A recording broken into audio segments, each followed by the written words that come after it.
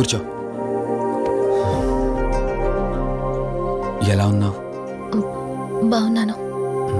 Coffee? ఎంతైనా దేవుడు చాలా గొప్పోడు కదా. మనకు నచ్చింది ఇచ్చాడని ఆనందపడే లోపే మళ్ళీ తిరిగి వెనక్కి తీసేసుకుంటాడు. హ్యాపీనెస్ ఎక్కువగా ఇచ్చేస్తే తనకు లేకుండా పోతుందనుకుంటాడేమో. ఆయన కూడా సెల్ఫిషే మనలాగా.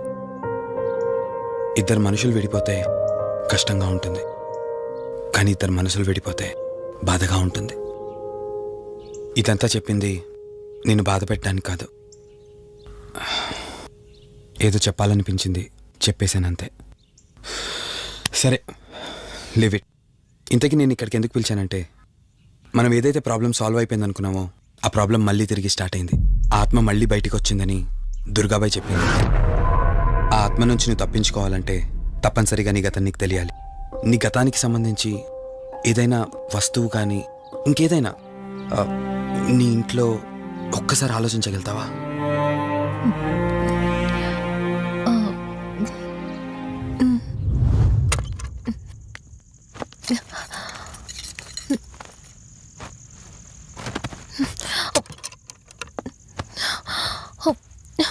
మ్యారేజ్ ఆల్బంలా ఉంది.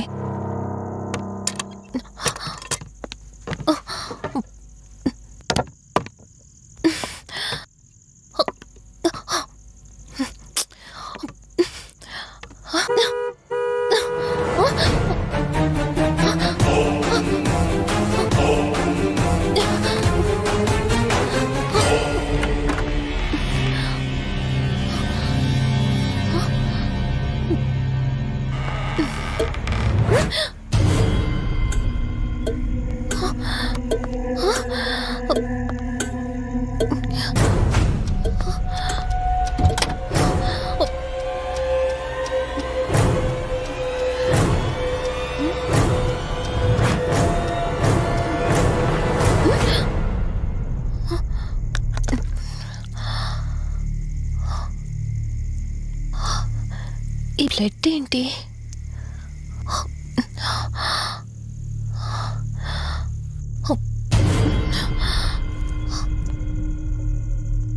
Give me the watch. Car టిక్కీలో ఈ వాచ్ ఎందుకుంది? దీని మీద అంటిన రక్తం ఎవరిది? వాచ్ ఇటు ఇవ్వమన్నానా? నా దగ్గర ఏదో దాస్తున్నారు మీరు. రంజని, నా మాట విను, వాచ్ ఇటు ఇచ్చే. నా యాక్సిడెంట్ కి ఈ వాచ్ మీద ఉన్న రక్తానికి నా దగ్గర ఏదో దాస్తున్నారు. మీరేదో తప్పు చేశారు, అందుకే ఈ వాచ్ అడుగుతున్నారు. రంజని, చెప్పండి, మీరెవరినో చంపారు. నాకు నిజం తెలియాలి.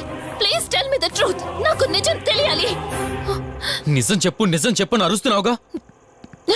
అయితే విను, ఈ ఇంట్లో హత్య జరిగింది, కానీ చంపింది నేను కాదు, నువ్వు.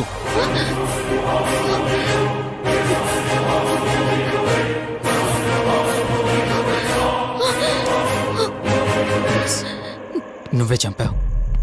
నేను నీకు అన్ని విషయాలు చెప్పాను, కానీ ఈ ఒక్క విషయం మాత్రం దాచాను. అది నీకు అబార్షన్ అయిందని చెప్పాను కదా. ఆ టైంలోనే యూఎస్ నుండి నా business partner Kaushik first time India వచ్చాడు. బట్ నీలో మాత్రం ఏ మార్పు లేదు. ఇంట్లో నా ఫ్రెండ్ ఉన్నాడనే ఆలోచన కూడా లేకుండా తరచూ వాడు ఎదుర్కొంటానే నువ్వు నాతో గొడవ పడేదానివి. అది చూసిన కౌశిక్ నా మీద నీకు ఎంత ద్వేషం ఉందో వాడికి అర్థమైంది. దాన్ని వాడు అలసిగా తీసుకుని నేను ఇంట్లో లేని సమయంలో నీ లోన్లీనెస్ని తనకు అనుకూలంగా మార్చుకుని నీకు దగ్గరయ్యాడు. ఎంతలా అంటే వాడు లేకుండా నువ్వు బ్రతకలేనంత. ఆ తర్వాత మీరిద్దరూ ఫిజికల్గా కూడా ఒకటయ్యారు.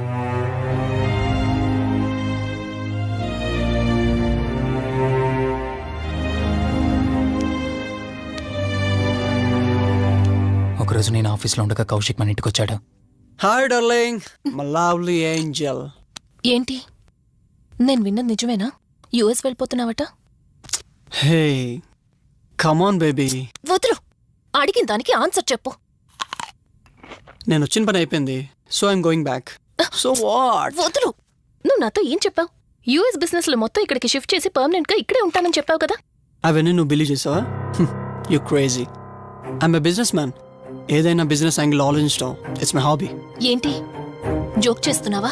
జోక్ అనుకోవటం అది నీ ఇన్నోసెన్స్. కౌశిక్, అలా మాట్లాడుకో. అలా మాట్లాడితే నాకేదోలా ఉంది. నాకు తెలియకుండానే నా లైఫ్ లోకి వచ్చేసావు. లైఫ్ అంతా కావాలని నువ్వు అనుకున్నావు, బట్ నాకు కుదరాలి కదా. స్టూపిడ్ గా మాట్లాడుకో.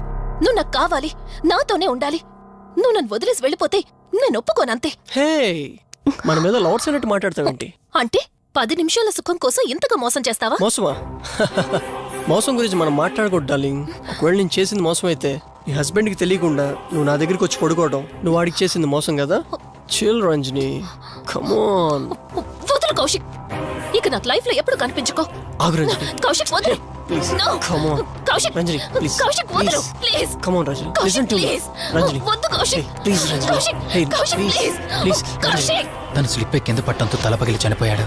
సడన్ గా అదే టైంలో నేను వచ్చేసరికి మెంటల్ గా అప్సెట్ అయినా నువ్వు భయంతో నేనెంత చెప్తున్నా వెనుకుంటా కార్ డ్రైవ్ చేసుకుంటూ వెళ్ళిపోయావు. అప్పుడే నీకు యాక్సిడెంట్ జరిగింది. నువ్వు వెళ్ళిపోయాక టెన్షన్లో ఏం చేయాలో నాకు అర్థం కాలేదు. ముందుగా బాడీని అక్కడి నుంచి తీసేయాలని శవాన్ని కారు డిక్కీలో పెట్టి ఊరు బయటికి తీసుకెళ్లి పూజ చేశాను. బహుశా ఆ టైంలోనే నా వాచ్ అక్కడ పడిపోయి ఉండొచ్చు. నీకు ముందు చెప్పినట్టు ఆ టైంలో నేను యూఎస్లో లేను. నీకోసం వెతుకుతూ ఉన్నానా. ఇప్పుడు చెప్పు, నేను చేసిన తప్పేంటి?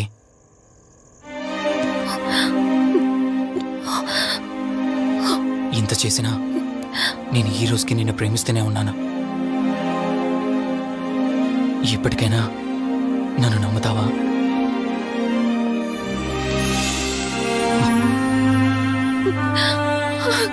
Sorry Rishi, I love